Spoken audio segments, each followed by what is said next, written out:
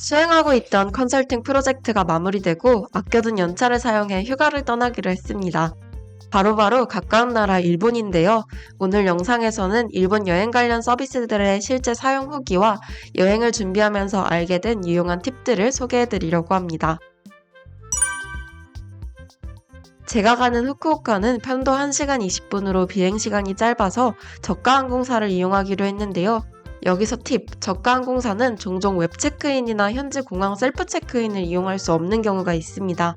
그럼 모든 손님이 카운터에서 체크인을 하고 티켓을 발권받아야 하기 때문에 탑승 수속 시간이 더 길어지는데요.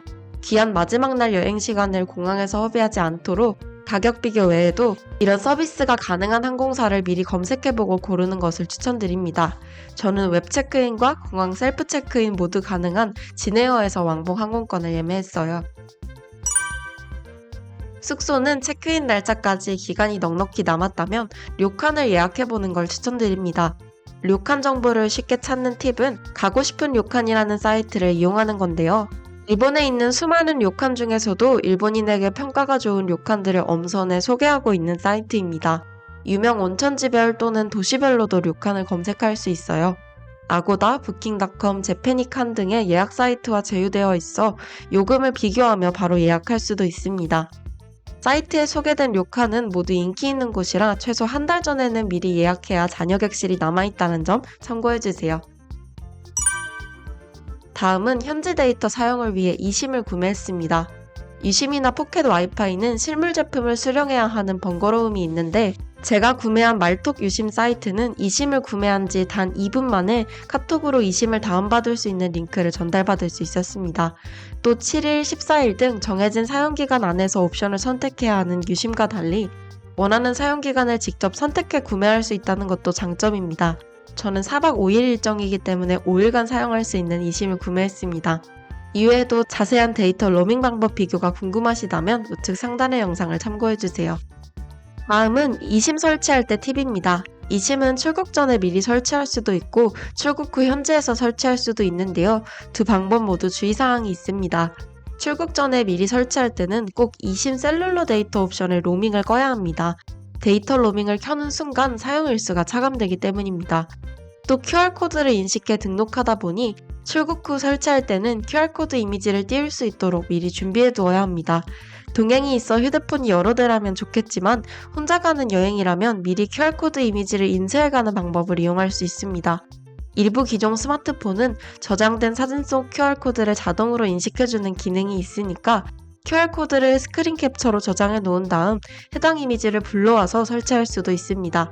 참고로 저는 아이폰 15를 사용하고 있는데 해당 기능이 지원되어서 스크린 캡처를 통해 등록을 진행했습니다.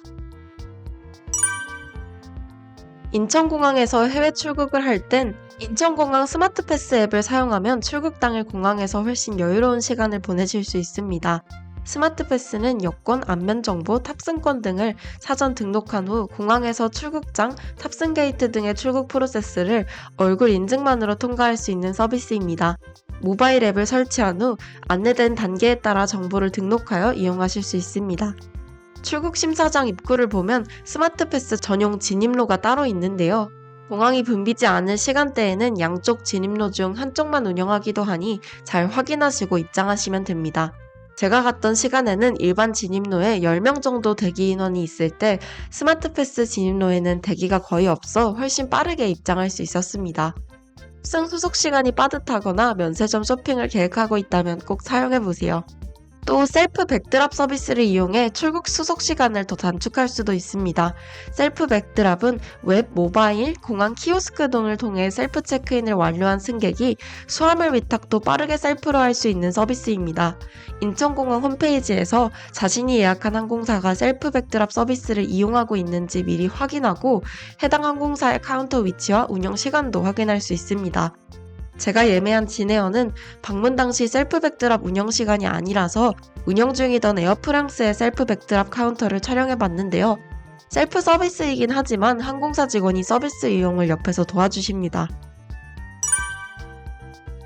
일본 입국 수속 시 유용한 서비스는 바로 비짓 재팬 웹입니다.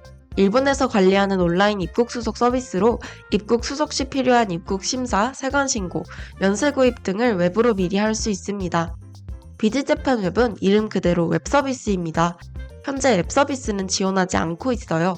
최근 이를 사칭한 수상한 앱이 발견되었다고도 하니 꼭 브라우저를 통해 웹으로 접속하시면 됩니다.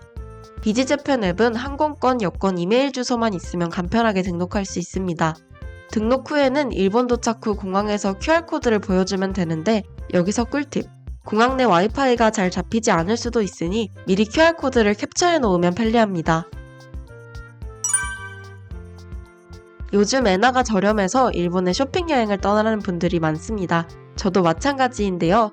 엔화를 한국에서 미리 현금으로 환전하려면 은행을 방문해야 하는데 평일 낮에 시간을 내서 은행을 방문하기 참 번거롭죠? 그래서 저는 하나은행의 트래블로그 카드로 현지 도착 후 현금을 인출할 계획이었습니다. 그런데 후쿠오카 공항에서 트래블로그 카드를 분실해서 현금을 인출할 수 없는 상황에 처했습니다. 저와 같은 상황을 겪은 분들을 위해 트래블로그 카드 없이 일본 현지에서 현금 인출하는 법, 그리고 카드와 현금 둘 다 없이 현지 여행하는 법을 소개해드릴게요. 먼저 현금 인출은 GLN 해외 ATM 출금 서비스를 이용할 수 있습니다.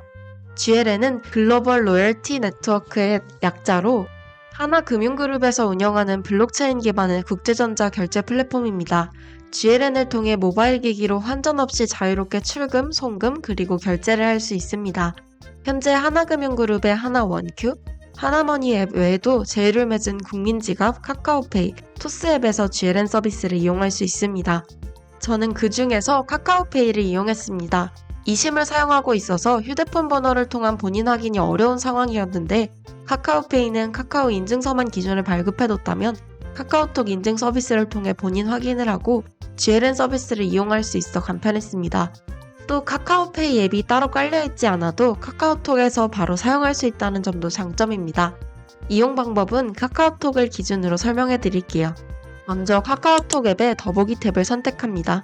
카카오페이를 선택해 들어간 뒤 전체 메뉴에서 해외 ATM 출금을 선택합니다. 다음은 일본 현지 세븐일레븐 ATM에서 좌측 상단에 QR코드가 그려진 버튼을 선택합니다. 참고로 현재 세븐일레븐 ATM에서는 수수료 없이 인출이 가능합니다. ATM에 표시된 QR코드를 앱의 안내에 따라 스캔합니다. 앱에서 출금할 금액을 입력한 뒤 카카오페이 비밀번호를 입력합니다. 이후 앱의 안내에 따라 ATM에 총 2번의 코드를 입력합니다. 출금이 완료되었습니다. 이렇게 실물카드 없이 현지에서 엔화를 출금할 수 있었습니다. 카드와 현금 둘 다 없이 현재 여행하는 법은 바로 카카오페이나 네이버페이를 이용하는 것입니다. 해외에서도 국내 페이 서비스를 이용할 수 있다는 걸 모르는 분들도 계셨을 텐데요. 알리페이와 같은 해외에서 많이 사용되고 있는 페이사와 제휴를 맺고 있어 일본 현지에서 사용할 수 있습니다. 결제할 때 점원에게 알리페이를 사용한다고 말한 뒤 카카오페이나 네이버페이의 해외 결제 바코드를 보여주시면 됩니다. 여기까지 유용한 일본 여행 관련 서비스들을 소개해봤습니다. 여러분은 어떤 서비스가 특히 유용해 보였나요? 댓글로 남겨주세요. 영상 시청해주셔서 감사합니다.